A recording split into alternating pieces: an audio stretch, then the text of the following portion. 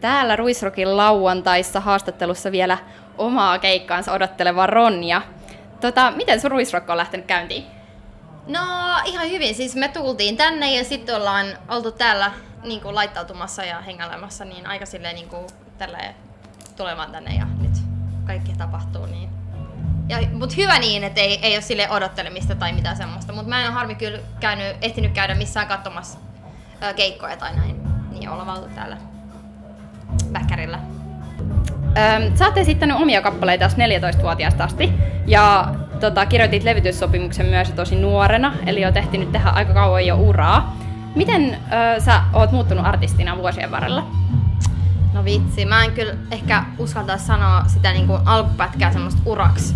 Et se just silloin alussa niin ehkä se oli semmoinen kokeilupätkä ja sitten vielä musta tuntuu, että se eka albumi oli semmoinen kokeiluvaihe. Ja vieläkin ehkä tuntuu ehkä vähän siltä, mutta mikä se nyt se pääkysymys tuossa oli?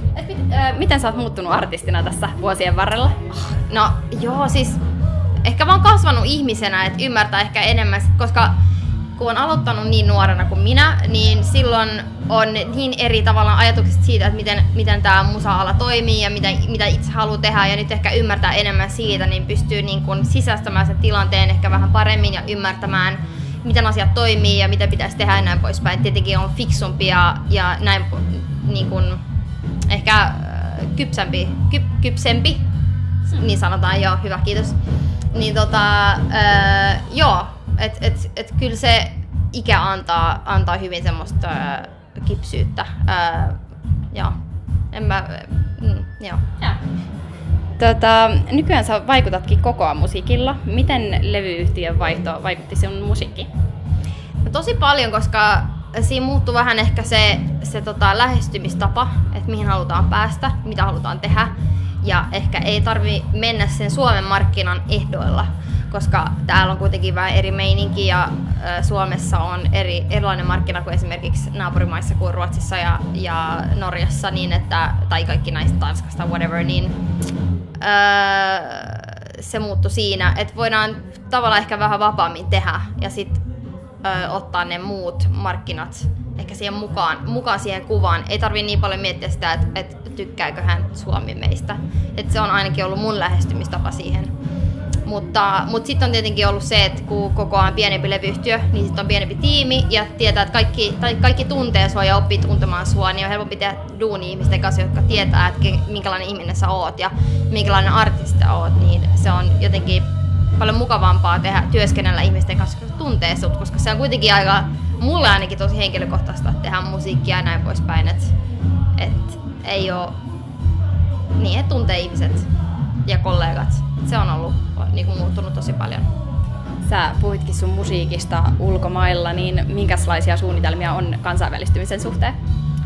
No mun mielestä kyllä kun mä teen englanniksi, niin tietenkin niin se on varmaan itsestäänselvyys, että mä haluan päästä ulkomaille ja se on se on ehkä tyyppisesti sanottu, mutta musta tuntuu, että mun musiikki ei ole tehnyt Suomen markkinoille, kun mä en tee suomeksi ja täällä on muutenkin erilainen markkina kuin muualla.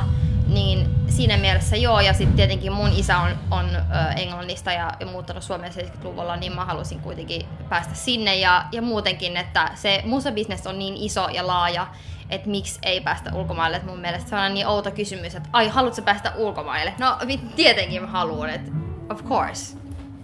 No viime syksynä tosiaan ilmestyikin tää sun uusi albumi, niin miten se on otettu vastaan?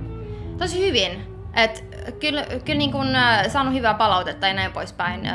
Mä ehkä vieläkin sillai, mä en edes pysty sisäistämään sen koko tavallaan palautteen, mä haluan vaan päästä eteenpäin. Et se albumi julkaistiin pelkästään Suomessa ja nyt me tavallaan vähän skipataan se ja nyt me lähdetään tekemään uutta matskua Ruotsissa ja Tanskassa ja näissä naapurimaissa ja tehdään yhteistyötä niiden kanssa, jotta päästään sitten niinku ulkomaan markkinoille ja näin poispäin, mutta joo, mutta siis mä oon tosi iloinen siitä levystä ja mä oon tosi ylpeä itse, mutta aina miettii vaan eteenpäin, niin mä oon tosi huono vastaamaan tollaisiin niinku kysymyksiin.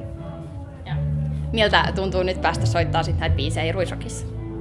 Ihan mahtavalta ja tosi kiva, että niinku bändi on kasassa ja on ollut niin hauskaa keikolla niiden kanssa, että mä vaan odotan sitä ihan sikapaljon, että saan niinku viettää sitä hetkeä yleisön ja bändin kanssa.